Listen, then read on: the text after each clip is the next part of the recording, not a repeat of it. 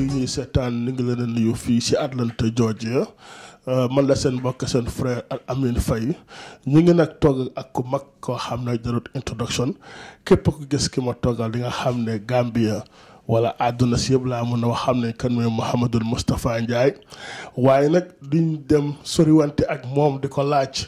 fam jaar ak kanay yaayam kanay famille ndax ñëpp xam nañ moom mooy kan waaye dañuy waxtaan ak moom comme dañ nekk si New Gambia te Gambia mu ngi développe te moom mu nekk si nit ñoo xam ne ñu ngi def ci su mag si Gambia li nga xam ne mooy bopp waxtaan bi mooy TAFCON bi nga xam ne mu ngi koy def dina si ñëw waxtaan ak moom mu gën ñoo indil ay leeral si ni bi ñu ngi lay bàyyi nga nuyu wante àdduna nuyu wante waa Atlanta. jërëjëf Mouhamad Lamine kontaanati nañ ñëwaat Atlanta ñëw fekk la fi bii du suñ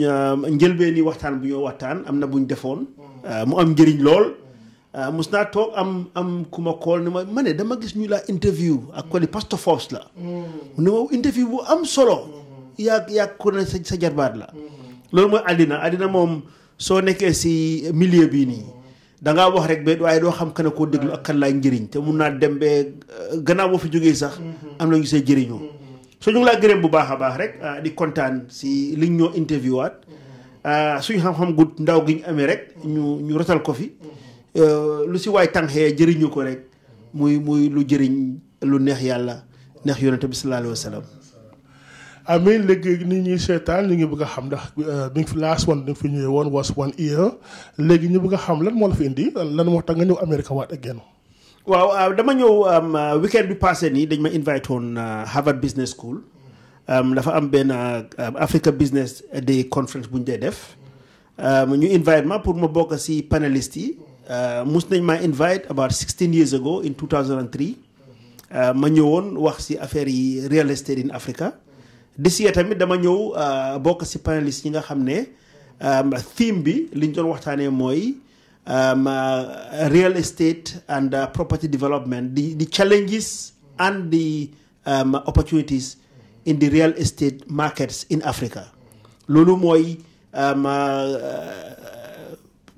bénéfice yi nga xam ne moom la jël avec real estate ak texa yi nga xam ne ñu ngi jànkonte ak affaire yi real estate muy affaire yi sampa kër yi ñoo def ak yii de yëpp si Afrique fi mu nekk nii parce que ku nekk du réeree ne koo gis rek Afrique tey soxla nga fa dëkkuwaay soxla nga fa looy affaire commercial li ñoo oyee retail développement daal li ñooy bokk ak sampa te man yàlla def na si loolu laay yëngatu so ma ñëwoon nag Harvard Business School loolu samedi la woon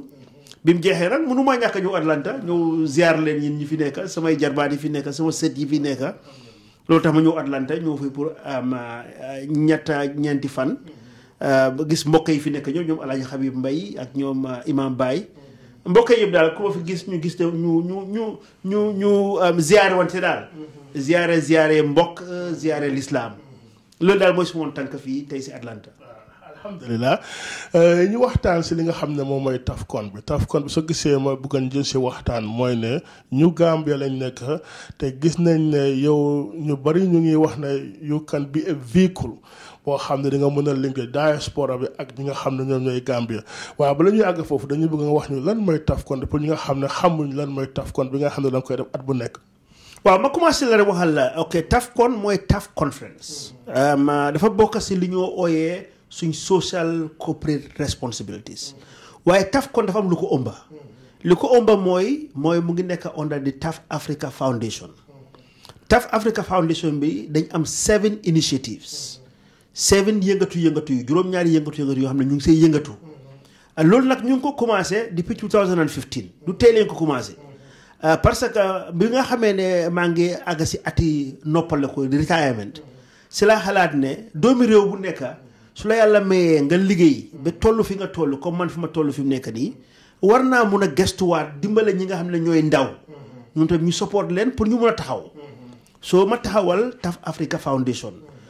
through the TAF Africa Foundation ñuy def suñ corporate social responsibility mooy li nga xam ne da nga ko delloowaat te doo si da nga koy delloowaat community bi te doo si sentu di si gañ a xaalis loolu mooy corporate social responsibility mooy ne lii sa waru gal la suñu warugal la li ñu war a def waaye soo ko def da nga koo def waaye doo si séntu pour ne da nga si war a jëlee dara loolu ñu oyee ko TAF Africa Foundation si TAF Africa Foundation bi si la TAFCON bokk naa lim ñoom lu gaaw rek juróom-ñaar yoo pare ma dugg nag si détails yi luy TAFCON benn bi am nañ TAFCON bii mooy bi passé nii mooy ñeenteelu yoon ñuy koy def soo suñu waxee ñeenteelu yoon di ko def at bu nekk loolu mun naa wone ne bi fi Yaya Jammeh nekkee sax ñu ngi ko daan def waaye nag dañ daan bàyyi xel niñ ko defee parce que xam nga rek waa ji moom lu yëngatu rek leen mun la cee fekka ba bi ñu Gambie bi taxawee nag ñu xam ne démocratie sampu na Gambia ñu ne nañ ko fësal comme li ñoo def fi mu nekk nii boobu am nga TAFCON this year tamit at bi passé nii taxawal nañ li ñuy ooyee TAF startups bàyyi xel ne xale yi tey xale li africain yi xale li gambian yi koo si gis mu ngay yëngatu pour taxawal business bi moo def li moo yëngatu soo ñu taxawal li ñuy ooyee TAF startups da nga war a nekk si diggante fukk ak juróom-ñetti at mooy 18 years ba fanweeri at mooy 30 years loolu moo laa def pour nga mën a qualify da nga war a taxawal business tamit nga register ko ñu ne ok dañuy def compétition boo xam ne xale yi nañ wax seen liñ bugg a def ñu ngi ko oyee si anglais pitching competition xale yi bi ñu taxawalee seen pitch bi ñu am prize bi ñu joxe prize yi first prize bi mu ngi win $1 million second prize bi win $500,000 third prize bi win $250,000 bi ñu ubbee contest bi ñu doon xëccoo lu mu téeméeri xaleel bindu nañ biñ bindoo ñu tànn si lu mu ñaar fukka ak ñeneent après dañ amoon ay jooj ñoo xam ne ñu leen doon jooj ñu dee very independent amuñ dara pour def ak suñu compagnie bi loolu passé ñu am nag 10 finalistes ñi nga xam ne ñoo mujjee ñoo gën a taxawal seen compagnie yoo xam ne jar nañ jàppale leen soo si fukka yooyu ñetta ñoo gagné prize yi ma la wax nii ba pare yeneen juróom-ñaar ñu jox leen lu ñoo oyee consolation prize jox ko si nekk $50,000 boobu mooy TAF startups yi gannaaw TAF startups yi fi mu nekk amee nañ tamit di TAF leadership academy parce que dama bàyyi xel ne affaire yi leadership njiit yaa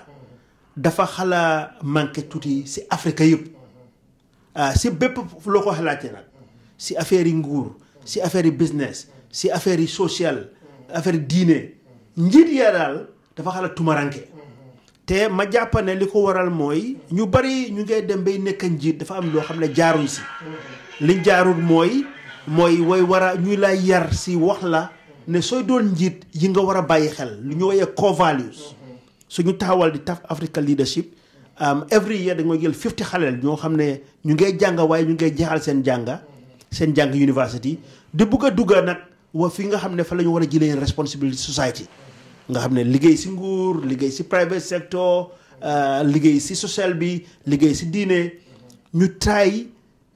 def si ñoom ñu am ay core values ni ñu ko defee nag mooy dañ dee invite koo xam ne màcce na am na màcce bu baax a baax si li moo wax commencé nañ first one bi ñu ngi ko commencé ak visionary ak futuristic leadership nit wax si futuristic vision second one bi is on honesty njub li ñooy njub xam nga yar la ne njub daal dafa am solo nga xam ne si loolu nekk fu ñu la teg ëllëgit doo fa nekk def yéen a njaaxum yi loolu dañ ko si war a yar pour wan la rek yi nga xam ne moom lañ jël su boobu mooy di TAF Africa Leadership Academy su loolu passé am nañ tamit war naa la startups yi wax naa TAFCON wax naa TAF Academy bi am nañ tamit li ñoo ooyee tamit di Disability Trust Fund mooy ñi nga xam ne yàlla mayu leen dafa am ay manqué mooy koo xam ne dafa disable léegi nag ñoom ñu ngi wax ne dañ differently able ñu taxawal def benn fond boo xam ne benn Disability Trust Fund suma diggante man maak suma chairman yi TAF Africa Global Karamo Sonko ñu dugal suñu xaalis nga xam ne dañ leen day jox xaalis bu ndaw ñu commencé di liggéey nga xam ne lu nekk daal di wër di tàllal seen loxo di laajte pour ñu di ñaan comme di yalwaan daal loolu lañ boo génnee si ñoom soo ñu taxawal dimbalee leen ko boobu mooy di Gambia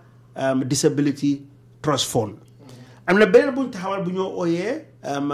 di TAF Icon TAF Icon mooy pour recognize role model royuwaay parce que tamit roy waaye léegi-léegi dañ jaxala tumaranke mbite ngi ñu war a roy duñ leen dee wone ba nit ñi gis leen ñu bari ñoo roy fi mu nekk nii mooy ñi nga xam ne xëy na yàlla fi leen dénk alal o ñi nga xam ne dañ dugg si politique bañ xam leen o yeneen façon daal ñi nga xam ne ñooñu leen dégg naa gis ñu leen di roy waaye dëkk bu nekk soo demee am na ñoo xam ne def nañ loo xam ne fii def nañ dara comme par exemple si Gambia def nañ fa loo xam ne jar nañoo roy waaye nit ñi xamuñ leen ñu feeñal leen soo criteria bi mooy liñ ko tànnee da nga war a am li gën a tuuti war ngaa am juróom benn fukki at 60 years ba pare war ngaa retire beneen bi mooy war ngaa defal société loo xam ne da nga jël sa alal ak sa doole ak sa coono nga dugal ko si société am na yeneen yu si toppa nag waaye si gàttal rek ñu ngi tànn suñ first TAF icon bi moom mooy Mrs Janet Badiane Young. Mrs Janet Badiane Young dafa retire about almost 15-20 years ago mu dem sampa benn théâtre bu ñoo ooyee Ebujang Theatre Group fi mu nekk nii daf day jàngal xale yi affaire yi art affaire yi théâtre te si alalam la jël sampa ko loolu jar na ñu bàyyi ko xel nga xam ne loolu si l'islam sadaqa di jaariya la nga génnee def rek yàlla tax rek mu jëriñ nit ñi so dañ leen bëgg a feeñal loolu nag moom bosam ñu ngi celebrate on the 3rd of May lañ ko def Gambia wone ko jox ko award ba pare xewal ko mu si ay mbokkaam si ay nitam ba pare ñu si xale yi gis ko nga xam ne na nekk royuwaay loolu mooy di TAF icon am na beneen boo xam ne tamit ñu ngi ko war a taxawal mooy di TAF training center because xale yi dafa jar pour ñu jàngal leen métier loolu dafa xala manqué Gambia léegi soo demee ñun suñ liggéey bi ñoo liggéey ñi si ëpp yëpp duñ doomi réewi Gambia te xale yi ñu ngi fa xale yaa ngi dugg si géej gi di dem ay Europe di pour jëriñ seen bopp ak seen kilifa yi suñ toogee te gis nañ Europe léegi neexatut west bi fenn neexatut ñu ngi dellooy gars yi ñu ne suñ warugal la pour ñu taxawal li ñoo ooyee di TAF training institute ñu ngi seen liggéey boobu tamit suñ ko taxawalee si benn yi la si nga xam ne ñu ngi koo yëngatu si under the foundation waaye daal pour wax la affaire yi ñu dellu si waat li nga xam ne moom nga laajte muy TAFCON nga xam ne dafa bokk si benn si TAF Africa Foundation yi dañ ko dee def pour waxtaanee li nga xam ne dafa jëriñ réew mi nga xam ne du lu nguur taxawal du lu benn nit rek taxawal waaye dañ ko ubbi boole si ñu bari waaye li si ëppa dañ jee bàyyi xel ñi nekk si diaspora bi parce que ñi nekk si diaspora bi amul tey kenn koo xam ne mu ngi si diaspora bi koo xam ne xelaatul pour na nga war a delluwaatee fa nga jógee muy Gambia ba pare soo demee li nga doon def fii nii ak li nga fi jëlee soo demee na nga ko ma defee mu jëriñ réew mi parce que Gambia ñun ñëpp ñoo ko bokka lu waay di wax fii olu moo def li moo xalaat soo ba ngoon mooy rek lan lay mun a def ba jëriñ Gambia te it ñu wax loo xam ne tamit kaamil la téere la mooy ne tey Gambia and in general Africa économie yi li ëpp doole li ko amee si diaspora bi di jógee so ma bàyyi xel si lii nii ne waaw ñu bare ngi nekk fii nii waaye dañoo bëgga li ñoo oyee si anglais soft landing yu bari xamuñ naka la ñoo war a def ñu ne nañ teral conférence boo xam ne time biñ ko dee def time yi Christmas la dee nekk ñu bari dañ dee ñëw holiday suñ ñëwee au lieu que ñu nekk rek di def ay xew ak Mumbai geek ak which is normal baax na si mbokk yi waaye tamit nañ toog tamit ñu xalaat ñu gis the best of Gambia feeñal the best of Gambia dañ dee identify a guest speaker bi dafa nekk koo xam ne ñun yaakaar nañ ne kuy def very well la si biti waaye nit ñi xamuñ ko ñu feeñal ko mu ñëw wax joxe discours you know comme waaree nit ñi daal moom si li moo yëngatu naka la gisee Gambie naka lay demee kanam après ñu am different panel nit ñi wax gis nga Lamine àddina suñ bàyyee nit ñi ñu wax li nekk si ñoom rek kenn du am problème waaye soo bëggee not nit ñi comme lañ amoon past 22 years yi allah kulli alin dafaa jeex dellu gannaaw wi dëkk la rek amul nag loo xam ne du jeex nguuru yàlla bi rek moo dul jeex waaye loo gis si àddina dafaa jeex bon loolu moo waral TAFCON ñuy koy def ñu ubbi ko nag boole si ñëpp dafa nekk ne macha allah yàlla ñun xel boobu si ñun la ko dugal ñu jàppane suñ ko commencé te ñu ngi ko gis ñeneen nañ cee dugal seen loxo am na di last time benn compagnie boo xam ne dañ ñu ñëw rek loolu la ñu living ay diary def ko TAFCON 2018 diary yu bari ne lii daal dañ ko jox participants yi am keneen koo xam ne book si am na ñoo xam ne dañ bind ay book yónnee si ko free ku mel ni ñoom René Karégol moom is an international inspirational speaker moom tamit joxe nañ ko joxe free gis nga lu baax dafay baax ñuy koo def soo ko def nañ ko wone den nit a ngay def lu bon li xew rek mooy dafa xamutoon ne loolu mbaax ndeke am na njëriñ waaye soo defee lu mbaax te def ko rek te yàlla tax nañ la roy suñ la royee mu bari su baree nag yomba ñëpp jot si lii daal ñun mooy suñ taxawaay ñu dem si nag ba jeex waaw fi mu nekk nii man li ma yëngatu lu bari bokkeewul ak suma business man daal suma foundation fi mu nekk moo ma ñor sama doole suma alal daal yëpp su laa koy def loolu laa bëgg a ñu fàttale ko ma yal na yéex bés bu ma fi jógee mooy suma legacy daal mooy taxawal TAF Africa Foundation moom muy law parce que suñu TAF Africa léegi romb na Gambia lañ commencé suñu laalee Gambia ba nga Gambia nooy na bu baax a baax ñu dem si yeneen dëkk yi muy law lii daal si gàttal lii moo jur TAFCON. alhamdulilah xam nga soo gisee mu laaj la ndax seen last year bi passé nii Gambien si bëri si diaspora bi ñu ko doon seetaan man maa ngi ko doon seetaan bu conference bi jeexee a lot of people dañ doon wax seen frustration yi nga xam ne am nañ ko ndaxte ñoom ñu bëri si ñoom nekk fi ci diaspora bi comme sëb bi wax bi dañu bëgg a dem def seen participation si Gambia bëgguñ si dara but they have that vehicle so a lot of people laaj ma ndax sa oncle mënut a nekk a vehicle comme moom he's in the private sector te moom already understand nañ ñun lu ñoo dund te mu understand na waa Gambia lu ñuy dund government officials ndax mënut a nekk a vehicle between ñun ak ñoom pour ñu mun ñoo dimbale because ñu dañ bëgg participer de contribute our own quota so léegi ñi nga xam ne ñu ngi bëgg a jokk si yow te xam naa ne some of them already ñu ngi jokk si yow lan nga doon approche loolu. ñun daal li ma wax rek dafa ubbeeku géew bi dafa yaatu ñëpp xëj nañ si lii du affaire yi man as an individual affaire yi Gambia la affaire yi Gambia la ñoo moom la ñoo def pour mu jëriñ ñëpp affaire yi jokk si ku ñu bëgg a man normally on LinkedIn I'm very well connected su fekkee ñi maa déglu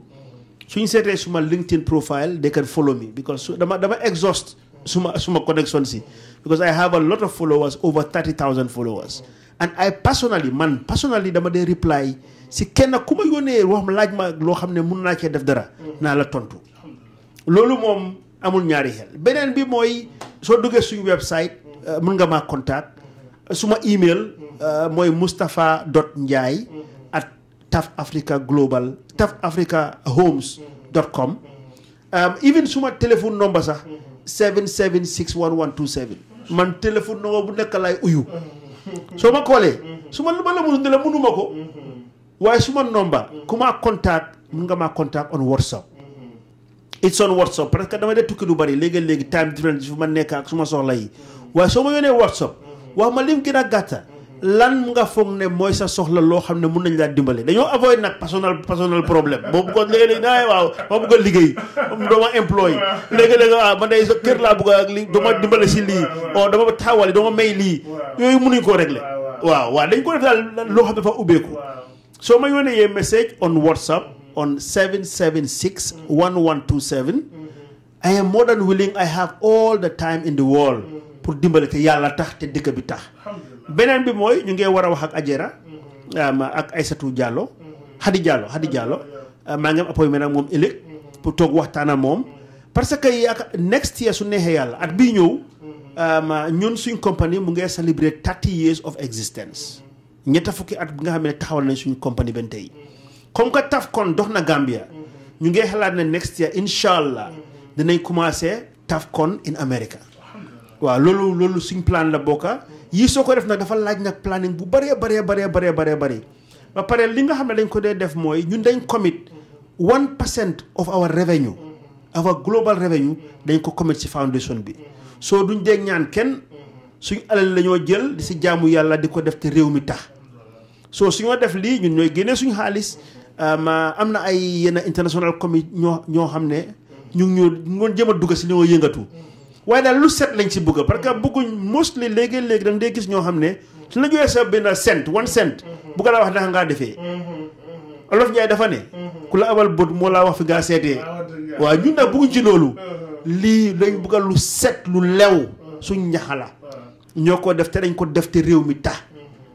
am na yu bari dinaa koy dégg xam nga ñu bari ba ñëwee bul dégg Taf dafa am interest ci politique dama ree rek yooyu mënut a ñàkk am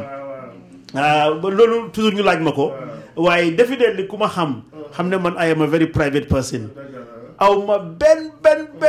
interest ci dugga si politique man du ma dem ba am 60 years di dugga si politique loo xam ne macha allah maa ngi ko doon ut sant naa ci yàlla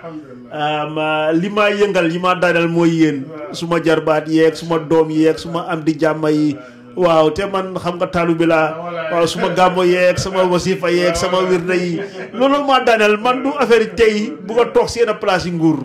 man xaw ma ni nguur di doxee musuma liggéey nguur dama xëy suba rek ma jeexal school xam daan suma doole ku ma xam-xam ne loolu nga ma xamee ma sol suma kaap di yëngatu si affaire yi sànce yeeg si ciment yeeg suuf yi benn tey loolu nekk sama xol bugga nag jàngal xale yi rek ñu aadawoo loolu waaye man du ma nit ci politique lu politique daal su ma yaay xam nga lu ma daa wax foofu ma jaar mee ko déglukat yi mu ne ma doom bul dugga ci politique xam nga yaa bàjjee rek mu ne ma doom bul dugga ci politique mu ne ma mbalu sax bul dugga ci politique ma ne ko mu ne moto bu paan la mu ne ma dangaa puus su tàkkee doo ci dugga waaw politicien ñoo mel noonu naa ko wax ñu dëgg ko nag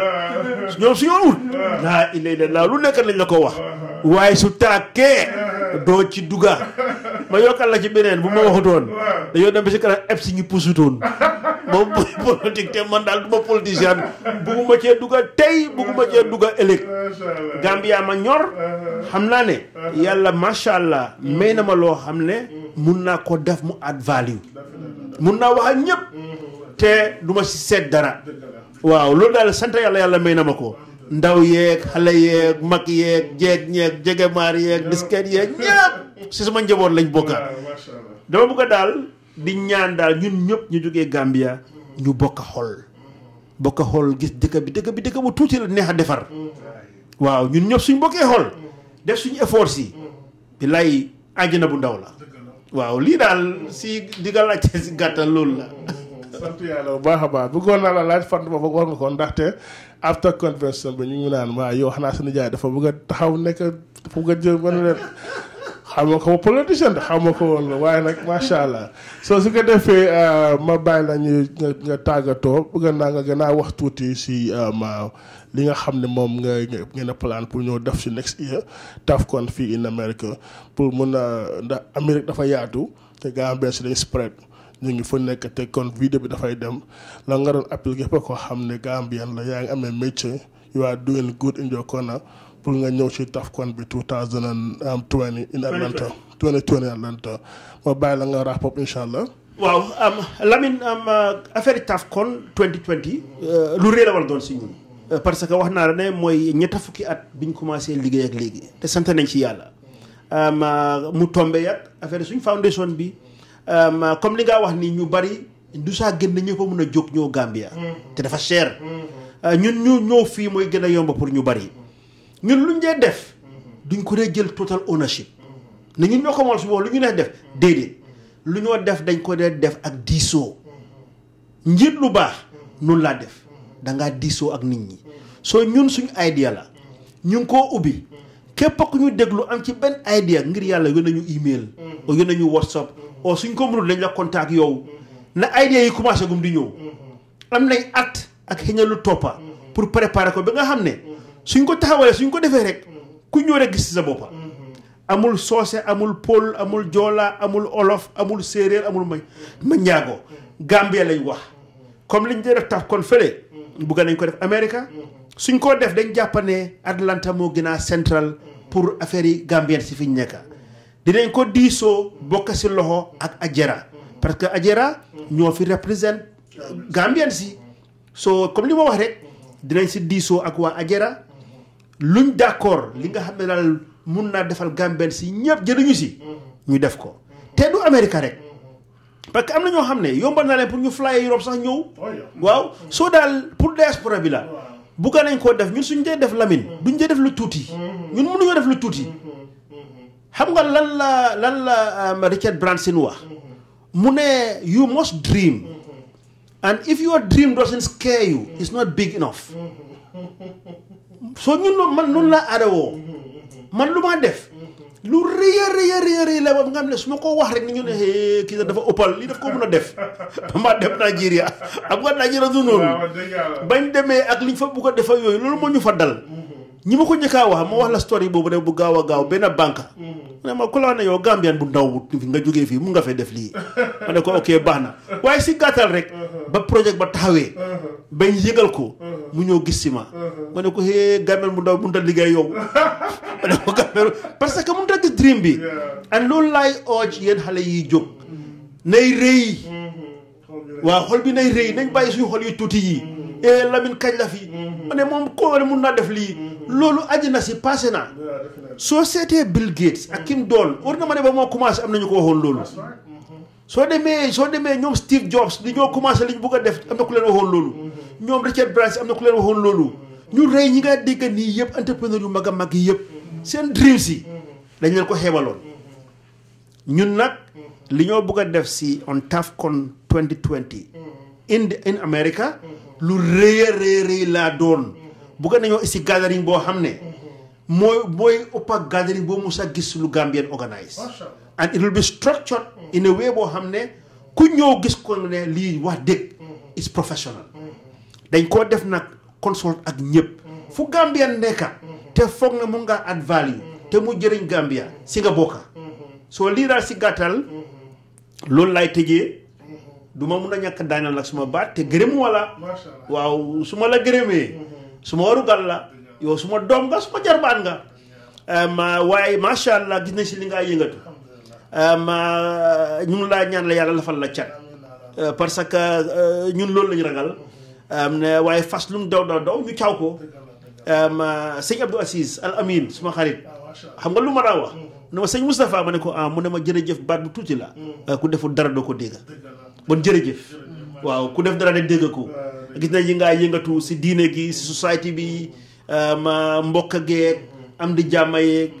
ñu ngi laa biggee di la ñaanal it waaw di la ñaanal yal na la yàlla lafal cat yal na la yàlla def mag li ngaa yëngatu muy muy lislaam di mbokk gi yëpp yal na ko yàlla gis su ko gisee yal na ko yokka am nañ yaakaar si yow daal ak ñi laa jàppale yëpp di gërëm waa Ajara yëpp ci nga xam ne kilifa yi fi nekk tey fii toog fii di ñoom Alaaji Habib Mbaye di ñoom Imam Baye ñi nga xam ne benn ñi ma tudd rek si fiu kilifa yi tamit ñu ngeen a gërëm parce que ñu ne ñay suy xàll yoon doom yaa tax te ñoom suy xàllutoon yoon bii tey li ngeen fi am doo leen ko am bon kilifa yi fiy toog ñu ngi ko jaarale si ñoom ñu jokkal ñu ko képp koo xam ne rek doomi réew mi nga rek nga ne jërëjëf di leen gërëm di leen sant di wax ne yàlla gis na yëpp xam na kéene gi yëpp yal na ko def su ko defee ñun ñëpp yal nañ ko fekkee yal na si njëriñoo yal na law ba dem si ay sësaat Al Amin jërëjëf kon nag mbokk yi loolu la ñu fi amaloon tey ñu ngi gërëm sëriñ bi bu baax a baax ak ñaanal yi nga xam ne ñaanal nañu ko kon nag TAFCON 2020 Atlanta képp koo xam ne da nga ci am idea wool TAFCON CAF nga woo ñu incha allah taala jërë ngeen jëf nga woo tamit waa Ajara jërë ngeen jëf salaamaaleykum